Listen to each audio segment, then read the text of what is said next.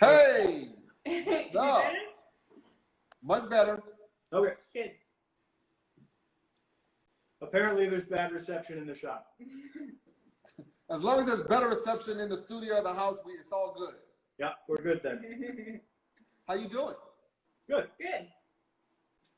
So first, tell us who you are, where you at, and what you do.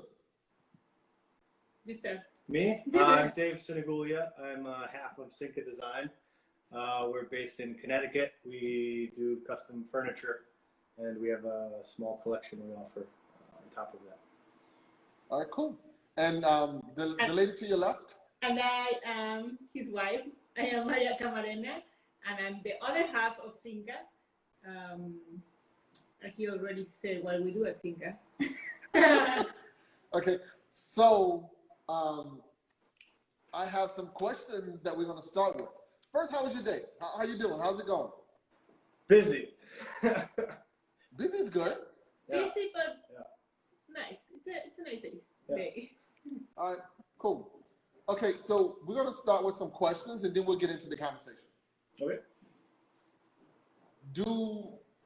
And the question is each. It's not about woodworking, it's about life.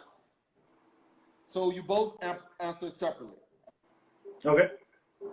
Do you have an overused phrase or word? I think I say okay too much. I think I say, but I learned it from Dave. Now we know.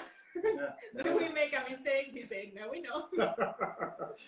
When something looks really good on paper, and then it's off the paper, and it doesn't work at all, now you know. Exactly. Yeah. What is your least favorite thing to do?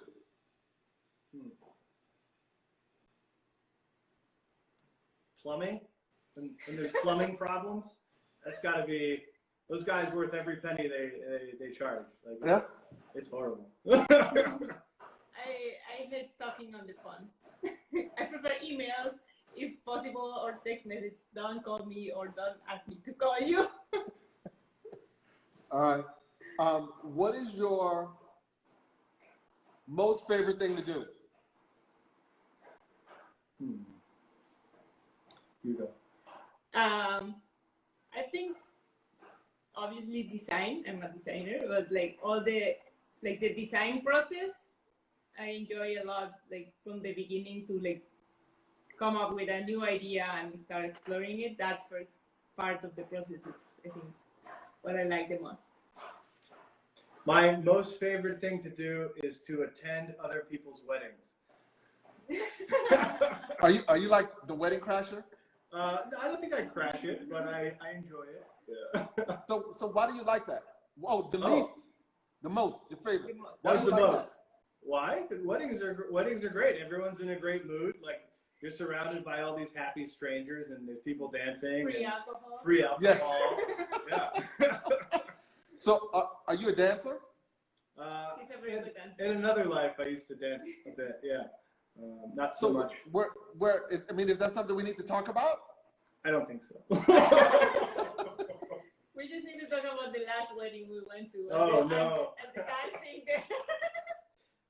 So what happened at the last wedding you went to? It was in Mexico. There was a lot of tequila. Yeah, Mexican weddings are incredible. There's hundreds and hundreds of people, and when you don't speak the language well, it's more entertaining, I guess. You've had a bit too much tequila, and there's some casualties. Some pants didn't make it back. Maybe they split. But. Okay, what is the one thing you would change about your spouse or significant other? Okay, wait, hold on. We're gonna switch this. She's gonna tell me what you're gonna say, and he's gonna tell me what you would say. Yeah. I'm gonna say what I think he will say. Yes. I think he will make me stronger. To carry that lumber, right? Yeah. Yeah, I'm with you there. Yeah. You gotta help. Yeah. I would also like to be stronger. All right. Dave? I imagine she would This is a like PG show. to listen much better. Okay. All right. Okay. So now, what are your answers? I was gonna say nothing. Oh, You're perfect. I was gonna say if she was stronger. All right. Cool. What makes you tick? Makes you what? Tick. Like, what do you? What gets you going? What motivates you? Yeah. I don't know. Many things. Oh. You go Give me first. one. Me? I enjoy trying to do a very good job. I guess to be very very vague, like just Okay. Yeah, that. I think I will say the same. Not because he already said it, but yeah, like I think making very good work and job. Perfection. Yeah, perfection. I'll settle for like 85% though. Nah, 90. What irks you the most?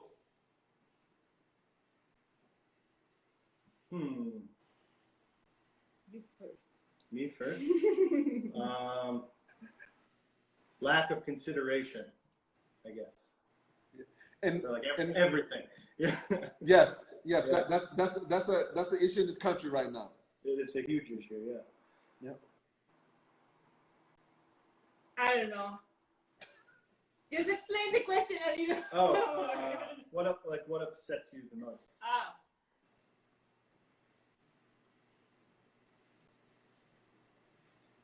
I don't know. That's a hard question because right now in this time, like there are so many times that are upsetting. Okay. All right. What sound makes you happiest? Good weather. The sound of good weather, like birds. Yes. Yeah. Birds, rain, but rain in the summer. I think nature sounds. Okay. Dave?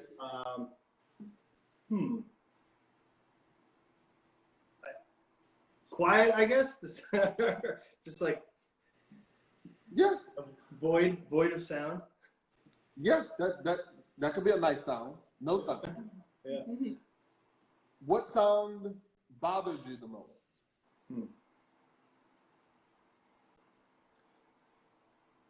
Loud music. I like loud music. I think loud noises in general are very abrasive. There's a lot of headphones in the shop. I was about to say that. Machines? Yeah. So what's your favorite curse word? Oh. I learned one this week from some Southern guys I work with. I wouldn't say it's a curse word, but it's like a weird children's thing. They say a gully washer when like you get a lot of something. It's like a gully washer. Like Okay. I'm from the South. I've never heard that, but that's fine. Yeah. Maybe that's in the You Carolinas. guys are weird somewhere. though, so I don't know. Yeah. I don't know. I don't swear. Yeah. Okay, that's fine. I say the F word a lot, but it's just family What- program. What profession, other than your own, would you like to try?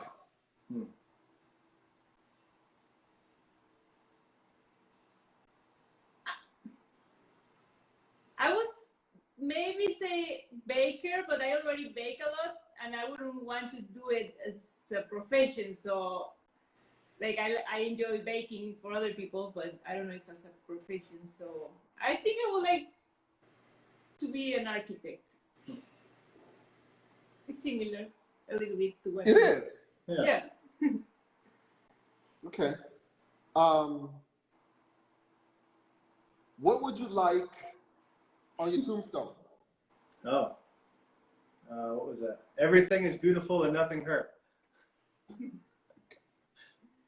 All right. So let's start with the conversation. What did she say? I didn't say anything. Oh. I don't know. It's something about the beautiful life. She lived a beautiful life. Life was beautiful. Yes. Her husband was beautiful. All right. So let's start with high school separately, and how you all got to be in the furniture, and then how you met. High school? Like, what about high school? Like after high school, like what do you do? What job did you have? Did you go into furniture school? Your journey, the process. Okay. So I am from Mexico, so I went. What part of Mexico? Guadalajara. I went to industrial design in the University of Guadalajara. I think that's where I started being interested in furniture, but I didn't like pursue that direction immediately. So I tried many other things, and then I started working at a carpentry also in Mexico, and there's where I started to say like, yeah, I want to do this. I want to make furniture, and not just like design furniture, but to know how furniture is made. Because in industrial design, you learn a lot about like design, but not like, I didn't know about like wood grain direction or anything like that, and I knew I was lacking that. So I decided to come to RISD to do a master's degree in furniture design. And so, and would you study there? At RISD? Yes. Furniture design. Okay. And did you all make a lot of furniture or just design? No, once I was at RISD, it was a lot about making. Like you make everything that you design. Okay. All right. Dave? I went to school for sculpture. So I went for undergrad for sculpture, and then I went. Where'd you go to school? I went to the University of Hartford for undergrad, and then in 2008 I was doing residential and commercial carpentry for a while. And in 2008 that all stopped, and I ended up moving back in with my parents, and I figured I'd give school a try again. And so I went back and I got an MFA in sculpture again. And then after that, I was sort of seeing the way other artists were sort of playing things out. And everyone was just sort of figuring it out. Every time they wanted to do something, they were figuring it out. And so I wanted to be, really good at something. And so I went to the yacht restoration school in Newport for wood and boat building. It's like a 2-year program. Wow. Then, okay, so for this 2-year boat building, mm-hmm. You have to pay for that. I did, yes. My grandfather passed away, and he was really into woodworking, and there was a bit of money he had left me, and so I spent it all on boat school, and then I needed to take out some student loans, but it got me halfway there. Okay, so you go to boat school. Was that far from where you are now? It's about 2 hours away. It's in Newport, Rhode Island. So did you stay locally, or you drove back and forth? The first year I was there, I was sharing we weren't squatting, we were paying rent, but we were in a friend and myself were sharing it used to be an old hair parlor in New London, Connecticut. He was teaching sculpture at Connecticut College. And so we had this like wood shop in the middle, and like his bedroom was on one side, and my bedroom was on like the other side of the glass wall to the outside of the street. And I did that for a year, and that was pretty awesome. So you squatted for a year? Yeah. And then that was less than fun. So what was that like? It was weird. So like New London's one of those, it's like an old port town that sort of hasn't had much sort of business or anything. There's a military school, there's I think it's like Coast Guard academies down there, and there's like submarine work in Groton, which is like the town across the river there. And so there's not much going on. Like real estate's like cheap, you can live cheap, but there's just sort of nothing going on. There's some dive bars, and but yeah, we were building walls one night to like make my bedroom, and this woman like stumbled in and like, she got like stabbed. There was like someone stabbed her. It was like a tiny. She like somebody stabbed her with a Swiss Army knife or something. But it wasn't somewhere you want to. One year was good. You go to art school long enough, you just assume that you're going to be like living in this weird studio situation. And so how'd you end up squatting? Were you in there just to rent it as a woodworking space and decide, you know what, I want to live here? Correct. Yeah. Okay. I don't think that's so uncommon. No, it's not. But okay, so you were there for a year.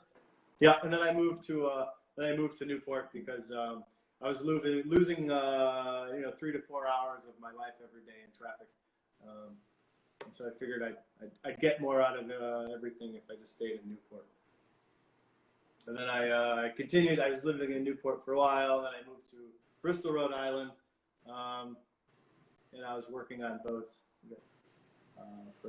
So how long did you work on boats? Not as long as I would have thought after having gone to boat school. But I'd say I was fully employed working on boats for maybe 8 months. And then I took another job because I thought travel sounded nice. So what's the biggest boat you've built? Oh, soup to nuts. It was 27 feet. Wow. Yeah. That's pretty big. It was pretty big. Yeah. It's not that big. They go bigger.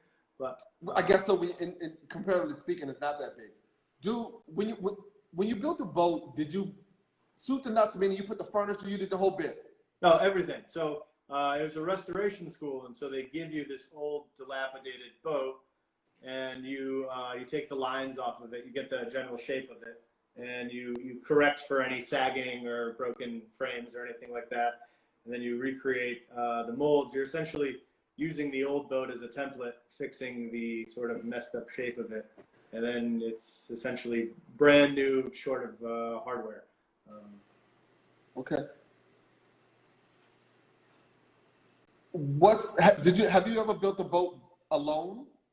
I built a canoe before I went to the boat school, but it's not the same. Like if there's not a keel, it's just not the same. Like strip planking a boat is not a boat. So you took your grandfather's money. Yeah. You went to boat school. You squatted, and you're not making boats. I continue to make components for boats. You do? Yes, yeah. Well, so what components do you make for boats? Tables and furniture. I've made toilet seats. Man, that don't count. Hell, I make components for boats. Yeah. You make components for boats. All right, so we are. How many years ago was that? 6. 6. Okay, do you want to get back into boat building, or are you all good where you are? I think I'm pretty comfortable with furniture for the time. So you don't have a desire to build a boat for you all, like to sail around the world? I'd like to, yeah. It's a large portion of time and what resources, I guess, yeah. Yeah. We need to learn how to sail. Yeah. I tried, there's that other thing. There's a community sailing program in learn how to sail, learn how to swim. There's a community sailing center in Providence, Rhode Island, and I signed up for it thinking I was going to go sailing all the time. And did you ever go to that?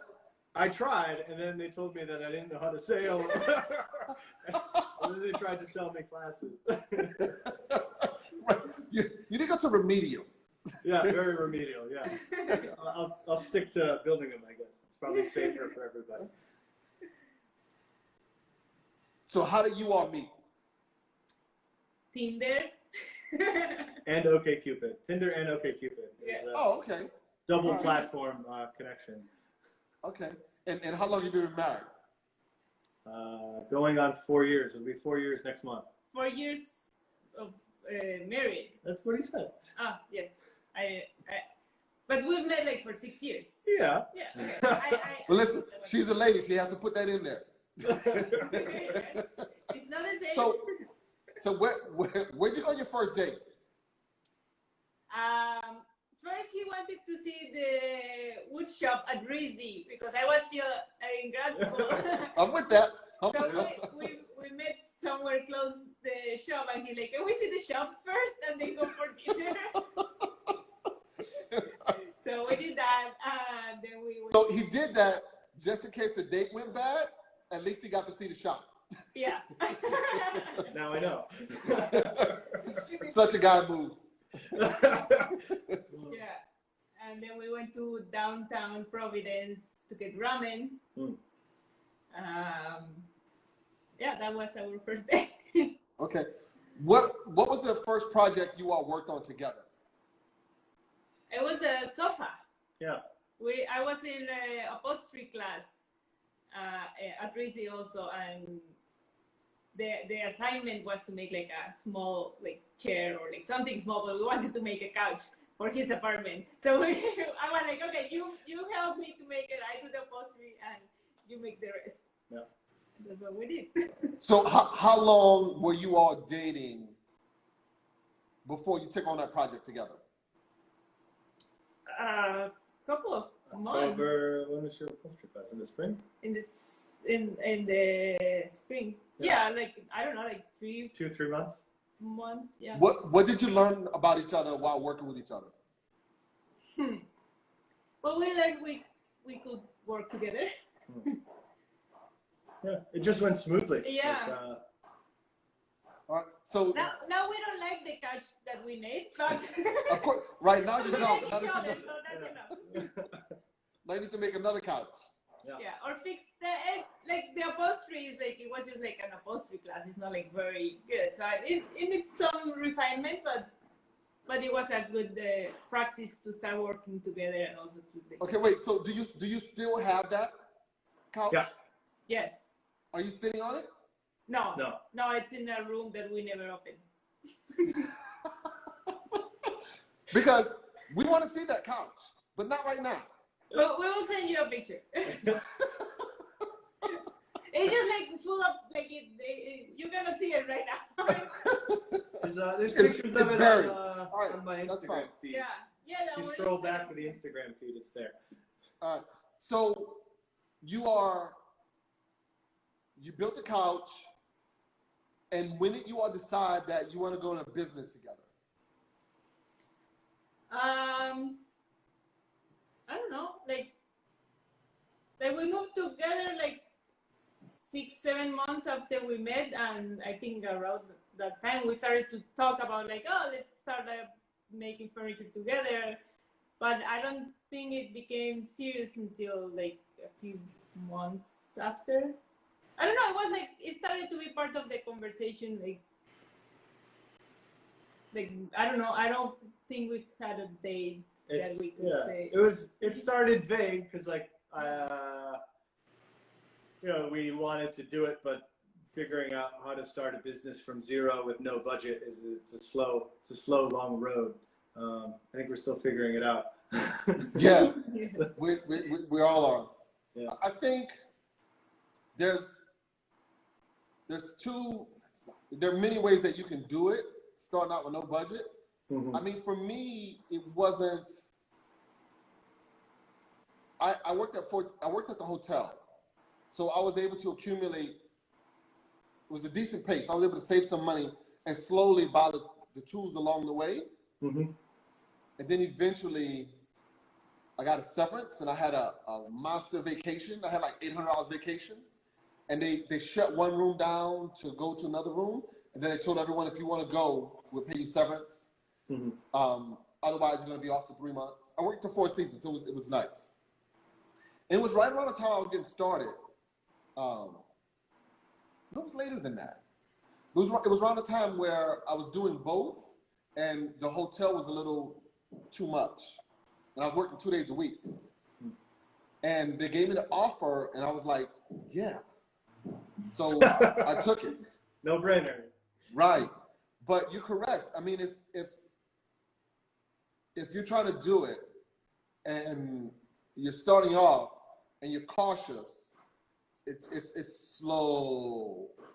I mean, I was risky. I did some crazy stuff. you know, sometimes I'd be late on rent because I wanted to go buy something else. Oh yeah. I mean, I put the business first. Like I wasn't practical. Yeah. I mean, I really, really wanted it. So I did whatever I could to push the business, and everything else had to kind of wait. Mm-hmm. But, you know, in retrospect, if I look at doing it the way that you are doing it, it would have taken me a lot longer. Because I wasn't cautious. Yeah. I mean, I saw something I wanted that I needed. I just went and got it. I told the landlord, hey, I'll be late on rent. He does the same thing. She's the checks and balances. Yeah. I guess it's probably a dude thing. I mean, because the way I see it is that machine is going to make me money. Yeah. And I need it now. And it's going to be way more expensive when you like actually need it. Yes, when you need it. Yeah. It's going to be way more expensive when you need it. So that was kind of like my plan was to get everything that I will eventually need. And when it comes, the only thing I needed was a knife, a blade, a part that made it easier. But I don't know if it was anyone's book on how to do it. It's definitely not. I just did it. Yeah. The same way with like when I go reclaim wood. I don't rent a car. I go and I don't rent a truck. Yeah. I go and I throw it in the back of my van. I mean, I could plan it. I could rent a truck. I can get someone to do it, but that takes longer. There's so much more money. Mm-hmm. I just pull up with my van. They load it. I close it. The back doors are half closed, and I drive. Takes me a few trips, but you know, I get it done. Yeah. And if I was cautious, I would probably say no 65% of the time. Yeah. And I say yes probably 110% of the time. So I need balance. Yeah. So listening to you all, it's kind of refreshing to hear the other side because, and I guess me knowing, you know, the guys I've known, Ben, and I think Martin probably did it the right way. He just did it. You know, to each his own. Yeah. So what do you find is the most challenging thing about the business and working together? I think the challenges thing about working together is being married. It's being married.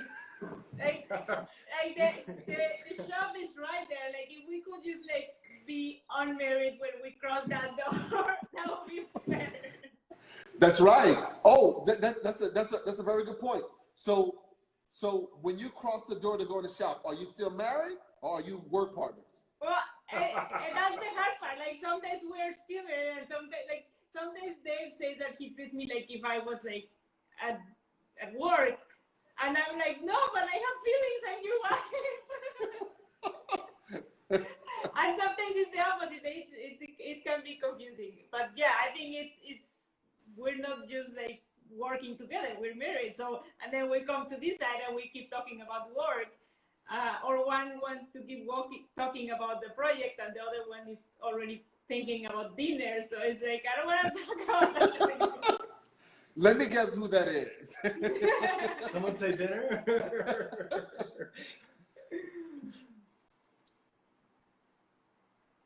With the work that you all do you split it between the two or you share everything?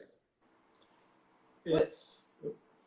Just we run it like a business, and so you know there's the income, and then the company takes like 50%, and then the hours we put in, we get paid for like working for someone else. So the company has the company's money, and that sort of takes care of what the shop needs to a degree, materials and stuff like that, advertising, shows, and all of that. Okay, I guess my question is does someone deal with the emails and clients? Does someone does X? Yeah. So now I am working on SinCa full time. So I take care of all like communication and planning, design, business development, like basically everything. But when we have a project and we have to fabricate it, then does most of it in some projects. Like when they're like small things, I make them when they're like larger than my capacities in the shop, then they takes care of it.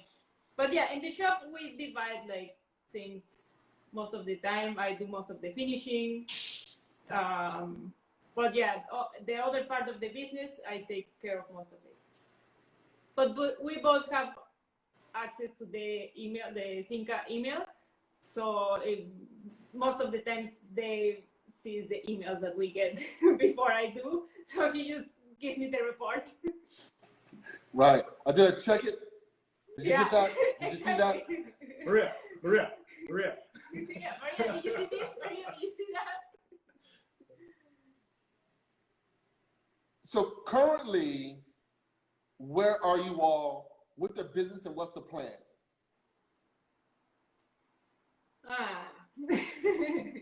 Well, we had big plans for this year. we had. We all did. Like everybody. We had like a lot of like marketing and shows, and we did a new collection to like go big for this year. That's where we were at. The shows didn't happen, but we're still getting a lot of traffic in the website, a lot of like, there's been a lot of movement, so that is a very good sign. Okay, so what shows were you all planning to go to? AD show in New York, and Field and Supply in upstate in Kingston, New York. Yeah. That one, it's gonna be happening in the fall, hopefully. But the AD show is like canceled. Right. So what's the furthest you all have considered to travel for shows? New York. I think at some point we're gonna do shows like in the I don't know, in California or maybe Europe, but we're not there yet. We're focusing on a local market right now. So Maria, are you prepared to sleep in a van in a truck? What? Are you prepared to sleep in a truck? Oh yes. I think I'm more prepared than Dave. He is from Connecticut. So,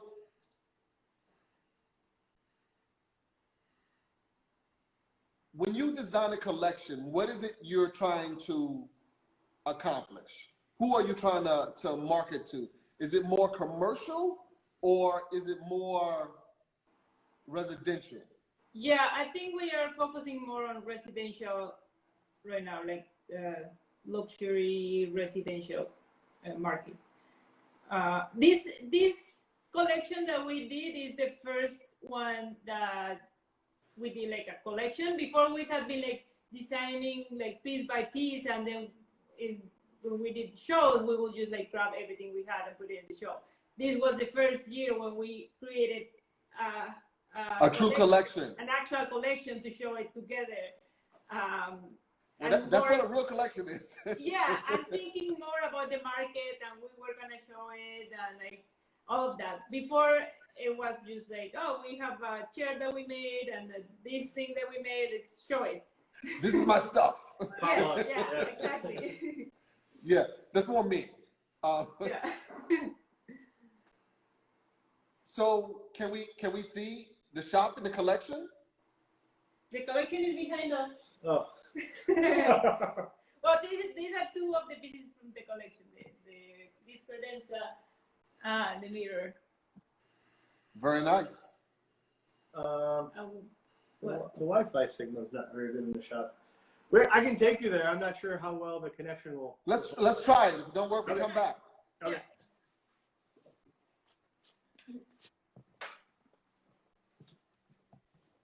It's close. All right. So you got a short commute. Very short, yes. So, okay. There we go. So they had this, the house is originally from 1850, and then they added this. It was called a great room when we got the place, and it's maybe 800 square feet, and it's sort of this faux timber frame, like the beams are just decorative. but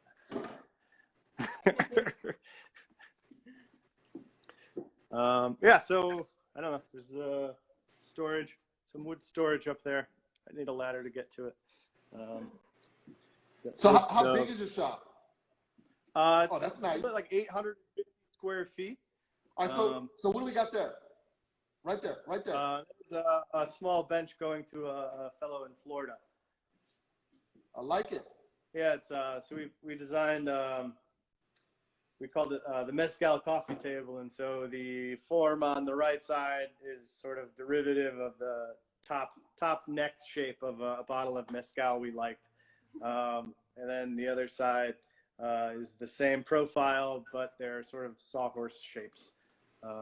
That was actually the first piece Maria and I would say, went 50-50 on. We actually collaborated in the design, mm-hmm. as opposed to just sort of figuring stuff out together. Mm-hmm. Very nice. Yeah. This Spindle Sander is pretty. I actually bought that when we were in Mexico at the wedding. I found it on. You bought that in Mexico? I bought it in Mexico. Well, I bought it in Mexico, but then we came and picked it up. And, typically the table tilts on Spindle Sanders, but this one's set up like a table saw, where the rack and pinion are all underneath, and it drives the spindle one way or the other, as opposed to nice. The whole table. So how did you get that from Mexico? I just paid the guy, and then I picked it up when we got back. No, you bought it online. I bought it online. Yeah. But I was in Mexico. Oh, so you didn't go get it? You just had it shipped? No. I went and got it, but I paid for it while we were in Mexico. But the machine was here. But the machine was in the U.S. Okay. All right. You make that sound sexy, and it's not. Yeah, it's a drill press, some clamps.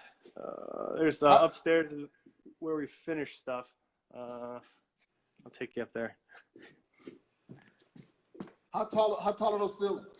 How tall are the ceilings? I don't know. 20. The engine up there is gonna get like that. Oh, is it? But yeah, it's not very exciting up here. Yeah, finishing is not. What do you all usually finish with? We were using Osmo for a while. We've just sort of switched over to Rubio. And what do you prefer? The Rubio seems to hold up better, and it's a one-shot deal, as opposed to a couple of coats of the Osmo. Okay. Nice little jointer. Yeah, I had a spiral cutter head made for it. I got this joiner. How big is that? I picked up that. It's a 16-inch. Nice. I picked up that drill press. I'm sorry. Go ahead. No, you go ahead. Oh, okay. I picked up that drill press from a guy on Craigslist, and he had the joiner, and he's like, "Oh, I got to get rid of that." And I told him I'd be back the next day. Yeah, let me help you with that, my brother. Yeah, absolutely. Yeah. So is your shop on the ground floor or second floor? It's on the ground floor. Okay. So we can go out.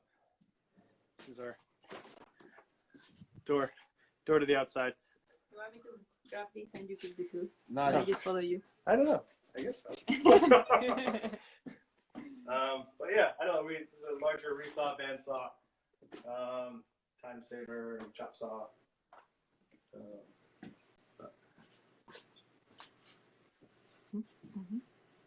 There's a lathe in the basement. I'm gonna show them. We've got dust collection and a lathe in the basement. I'm not sure how good the connection is. Very nice. There's the lathe.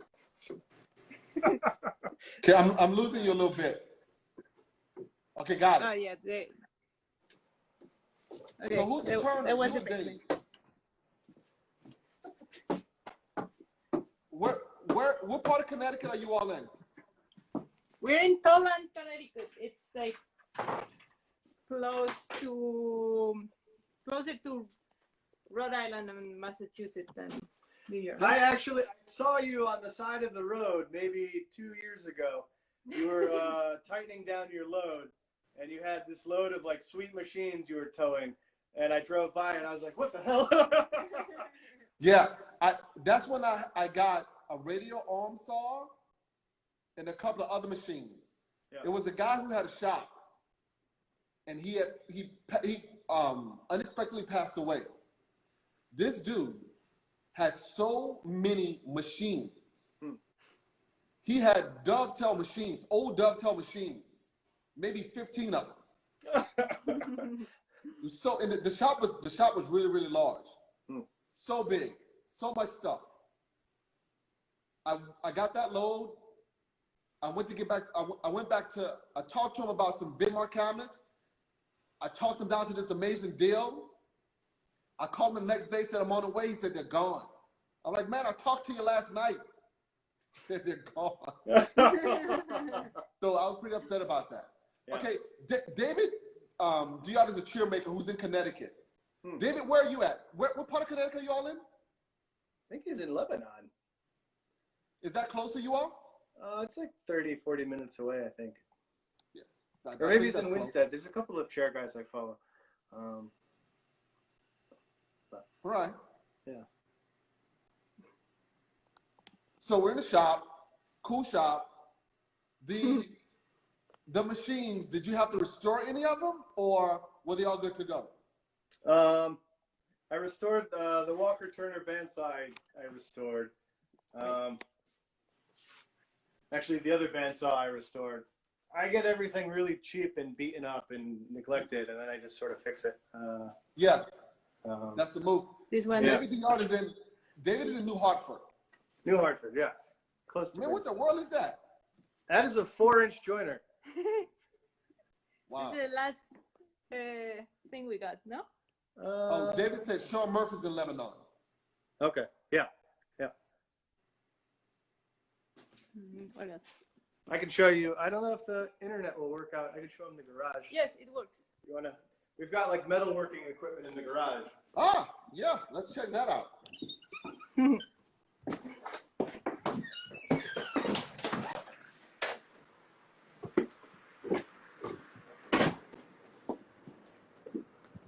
Very nice out.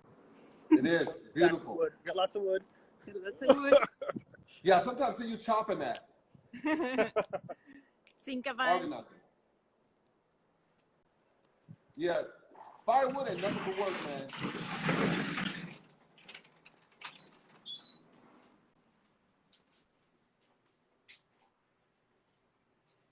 Right, Derek? He said fancy place. I was like, yeah. Yeah. So let me ask, what was the decision to not put your wood shop here? Oh, it's small and rusty and cold. Wet. It's not Good heated, for wood. Not insulated. Yeah. It's just metal can deal with that. It won't move. You won't come back in the morning and it moved.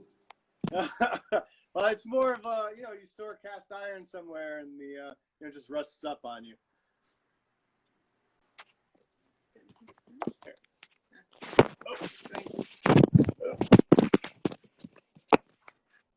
There we go. So what metal stuff do you all do?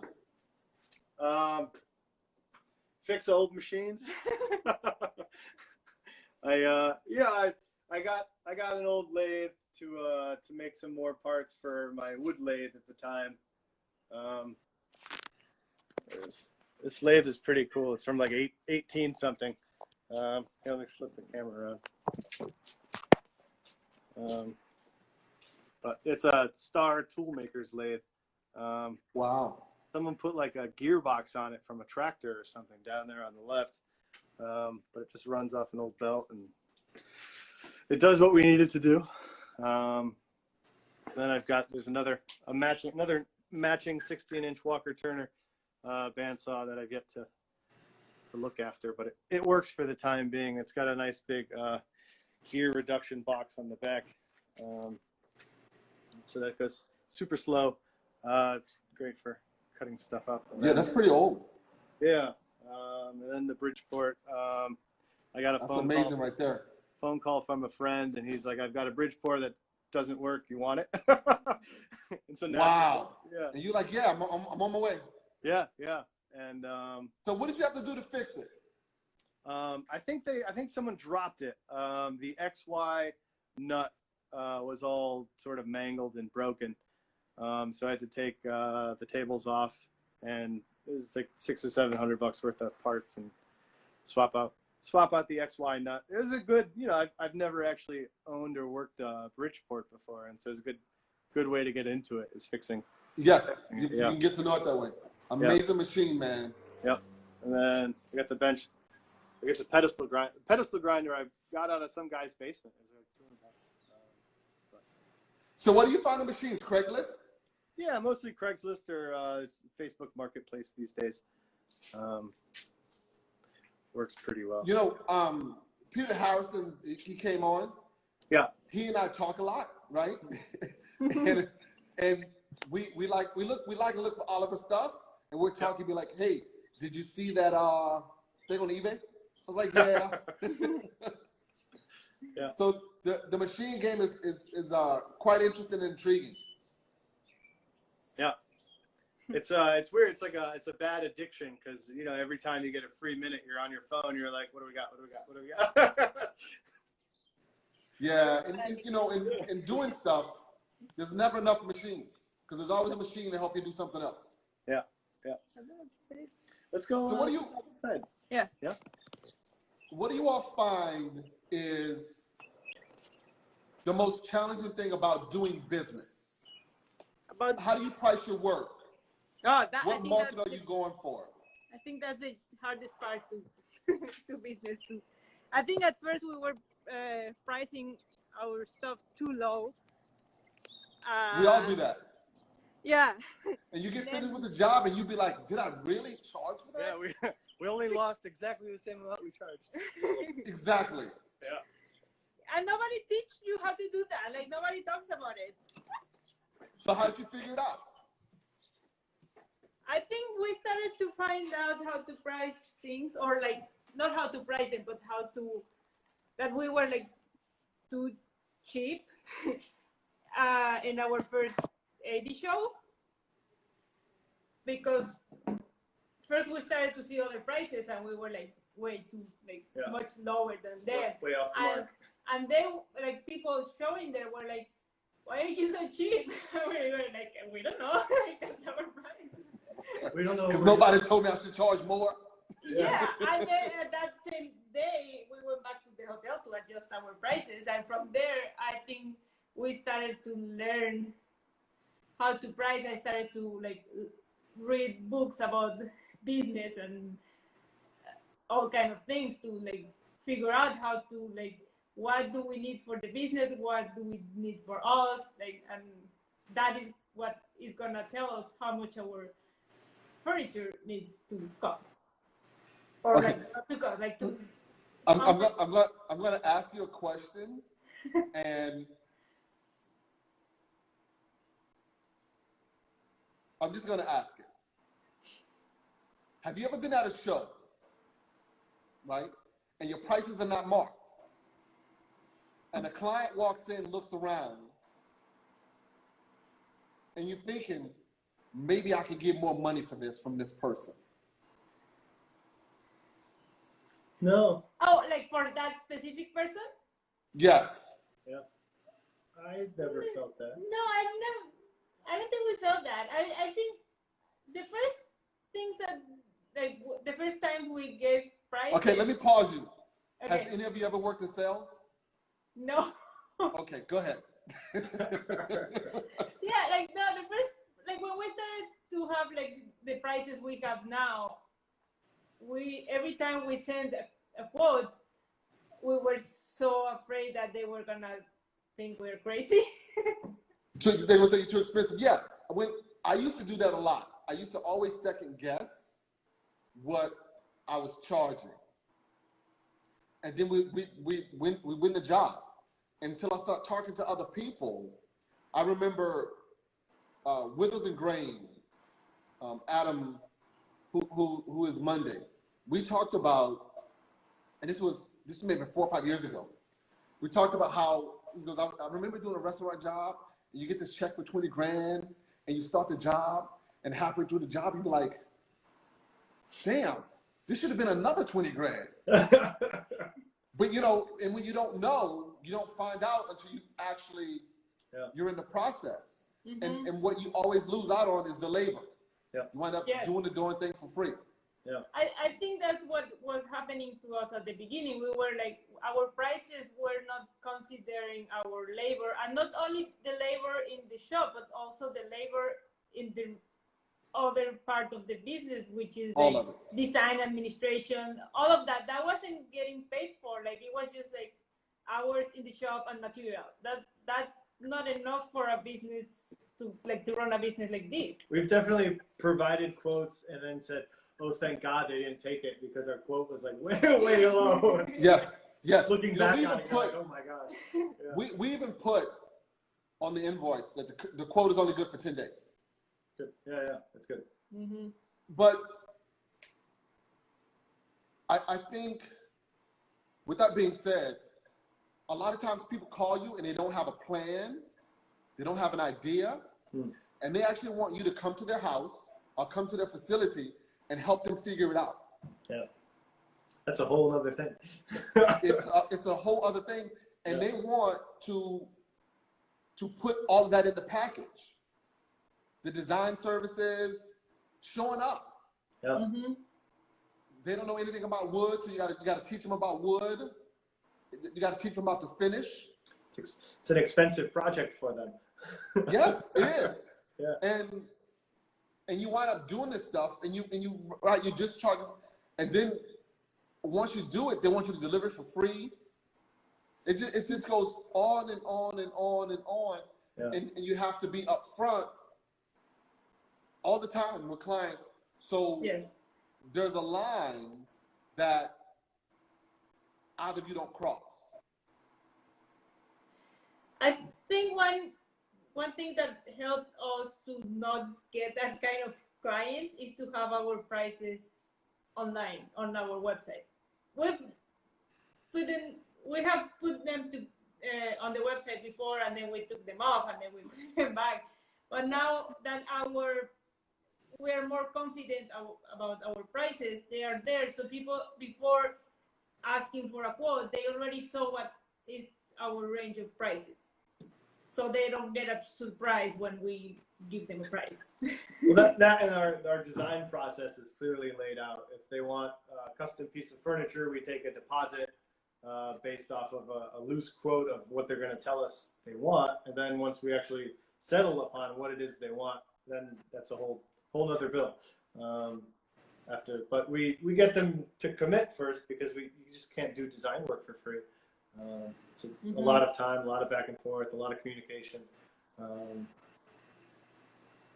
I'm with you. And yes, you know, and a lot of times you come up with something, your labor to build it is too expensive, and they go somewhere else. Mm-hmm. When you've given them the idea. Yeah.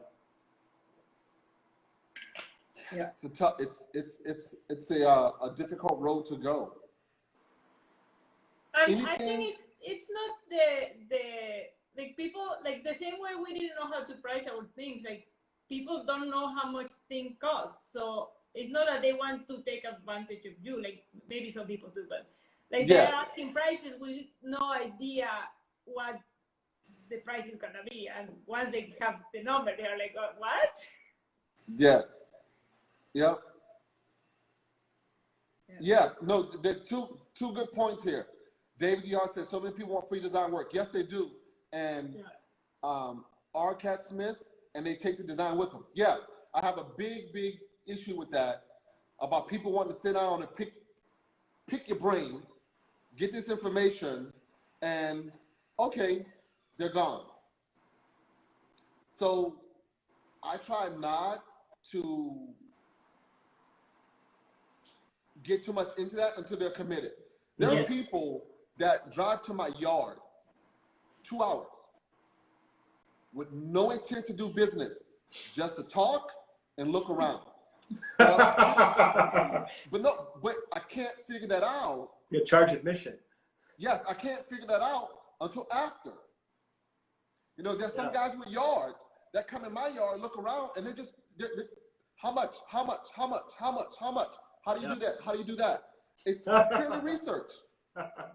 Purely research. We've definitely had you know, people ask us for quotes, and then you'll Google them or find them on Instagram, and they're doing the same thing you're doing. Yeah, that happens. They just want to know how much you're getting for it. Exactly. Yeah. Exactly. Which is fine. It's not a big deal. Like, you know, you got to learn somehow. But yeah, for me, it wasn't a big deal the first 5. Yeah, the next 20, 30, and people still do it. Yeah. I think that's also why I'm happy with having the prices on the website, because like before, every time we got an email asking for a price, we get very excited, like, oh, there's another person like interested. But now we don't like that. Those emails are filtered, so we only get emails that have more potential. You trim the fat. All right, we have 33 seconds. It's up to you if you want to come back on. We could do. I can do another half hour. Then I've got to run to the. All right, so we do a half hour where we'll talk to people and see what's up. All right, so we're going to get off. We want to get back on. Okay. Okay. All right. Thanks. Bye.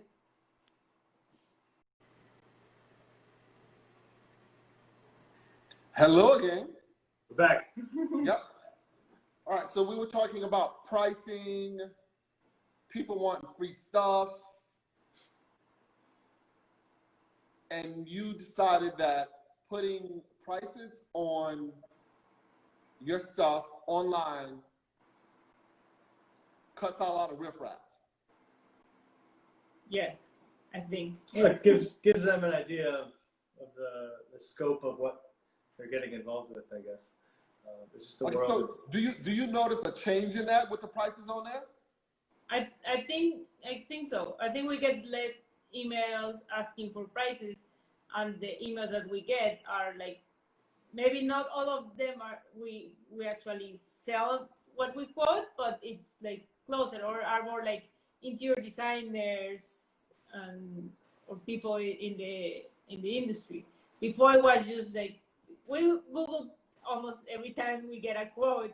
I mean, we get an email asking for a quote. We Google the person just to have an idea if they are an interior designer or what. And I think that changed a lot the kind of people who were asking for quotes. Okay. All right, so does anyone have any questions? You can open up for questions. What's up, Pleasant Machinery?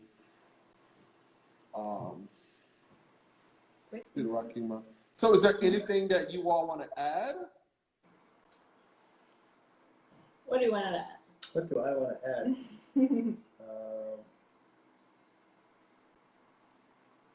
No, I don't know. Are there any lessons that you've learned that were unexpected? Everything. Everything we've learned, it was unexpected. Oh yeah. Our car Yes.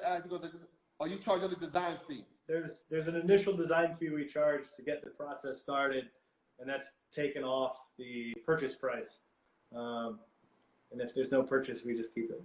If it's because we have our collection, so if it's like a redesign of some of the pieces of the collection, it works like that. If it's a whole new design, like out of nothing, we charge a design fee, and then once the design is done, we quote the fabrication of that design.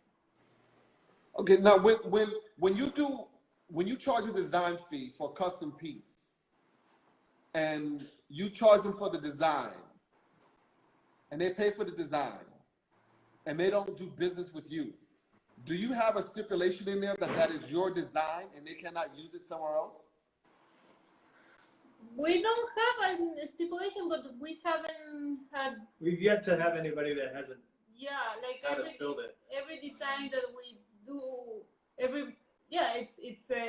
they already know they are gonna buy the piece. Okay, all right. So, R. Cart Smith wants to know, give us a range about your design fee. That's up to you to answer that. That's on you. Yeah, it's fine. It's on the website also.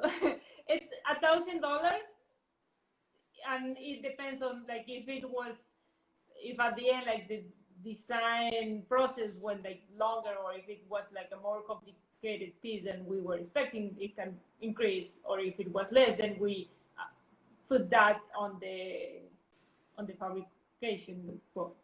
Okay. But And yeah, you- it's around 1,000. And you find that that's better for you. It has worked. And people take advantage of that. Like they yeah, Arkansas, that is a very good way to cut out the riffraff. Do you find that people take that more serious now that they're paying for it, as opposed to trying to be ambiguous and get you to tell them what to do? I think so. So there's like, if somebody just wants a quote based on something we have on the website, and we can, fire off just like a loose number, is sort of one interest level that we get. And then other people, we get a lot of interior designers who have customers who have very specific, wants. And that's more of okay, give us the deposit, and then we'll move forward with renders and drawings and stuff like that. And finished samples and all of that. Yeah. So what happens when you get a phone call? I don't know. You don't do phone? I don't think we've ever gotten a phone call. No, everything has been on the email. Yeah, it's all online. Wow. Yeah. Oh my God. I get 5, 6, 7 phone calls a day. Really? That's cool. That's awesome. Not always. Yeah. Because you know what they want to know, right? I'm What? looking for a slab. It's about around 6 feet. It's about 2 feet wide. How much? Yeah. All day. How much? Can you give me a quote? Can you give See, me a that's quote? why prices online help, because then they just see the price and they get an idea. Yeah, if you had like a board footage calculator or something online for, you had like your quality ranges of what they were buying, and then, board footage pricing. Probably knock out some of those phone calls, but then Yeah, you gotta do it. I'm gonna have to work on that, because then they want a picture. Bring your eyes down to my yard. Yeah, You got a lot of slabs. I know. They want a picture. Give them an they aerial do. drone Can you shot. send me a photo? Can you send me a photo? Yeah, The photo of the yard from space. exactly. Pick your slab out. It's in there somewhere. It's the one on the bottom. Right. So, okay, we got a little time. How do you feel about what's going on in the world right now? Horrible. It's infuriating. You wake up every day and it's like getting punched in the stomach. Like, I don't know how else to explain it. It was bad already, but it was just like nature. Like nature had a virus that was making everybody sick. But when it's humans against humans, it just, it feels like that, like a punch in the stomach. I was like, why? Exactly. That is the question. Why? Yes. Yeah, it's the same for me. It's tough. The COVID was bad to start with. People didn't have jobs. People didn't have money. And then you have the inhumane activity. And then, the response to it. And then you throw in a bunch of people. Yeah, the lack of response, both. The response, the lack of response and a response to the lack of response, and all of these people that without, it kind of reminded me of Katrina, and I'm from New Orleans.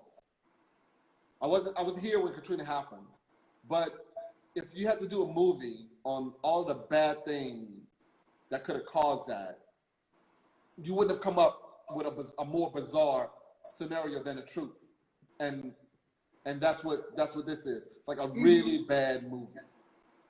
Yes. Really bad, yeah. Yeah. So, I think I'm gonna let you all go. I don't know if anyone has any questions. We covered a good bit. thank you all for coming. I want to say appreciate that you're extremely generous with your time and T-shirts and delicious carrot cake. And Yes. You did a show, came over for dinner once. That was cool. Yeah. So I appreciate it. Thank you all very much. Thank you. This was fun. And best of luck to you, and we'll see you soon. And we do another one at 6 p.m. with a guy from Sweden. It's midnight there at 6 p.m. Yeah, they don't sleep. They don't sleep in Sweden though. And he's an urban artist, graffiti kinda, but pretty good. Yeah. So thank you all again, and have a great day. You're welcome. You too. All right. Bye-bye. Bye.